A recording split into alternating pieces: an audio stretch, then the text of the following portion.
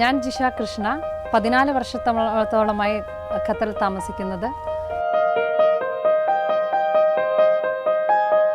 പ്രകൃതിയോട് ചേർന്നിട്ടുള്ള കൃഷിരീതിയാണിത്. കരിയിലകളും കമ്പുകളും ആട്ടിൻ വളമൊക്കെ ചേർത്തിട്ടാണ് കൃഷി ചെയ്യുന്നത്. പലപ്പോഴായിട്ട് ഘട്ടം ഘട്ടമായിട്ടാണ് ഓരോ വിളവെടുപ്പ് നടക്കുന്നത്. അതുകൊണ്ട് തന്നെ ഒന്നും എക്സ്ട്രാ വരുന്നില്ല. ഇതൊക്കെ തന്നെ പ്രകൃതിയോട് ചേർന്നിട്ടുള്ള കൃഷിരീതി ആയതുകൊണ്ട് നല്ല വൈറ്റമിൻസ് ഇതിൽ കൂടുതലായിരിക്കും.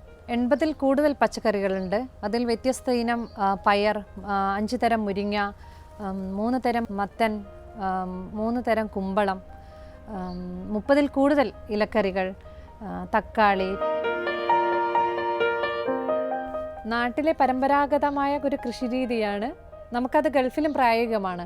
കേരളത്തിൻ്റെ തനത് ജൈവ കാർഷിക സംസ്കൃതി ഗൾഫിൽ പ്രയോഗവൽക്കരിച്ചപ്പോൾ ജിഷയുടെ തോട്ടത്തിൽ ആദ്യം വിരുന്നെത്തിയത് മണ്ണിരകളായിരുന്നു. ദോഹയിൽ നിന്ന് മുജീബ് റഹ്മാൻ, മീഡിയ 1.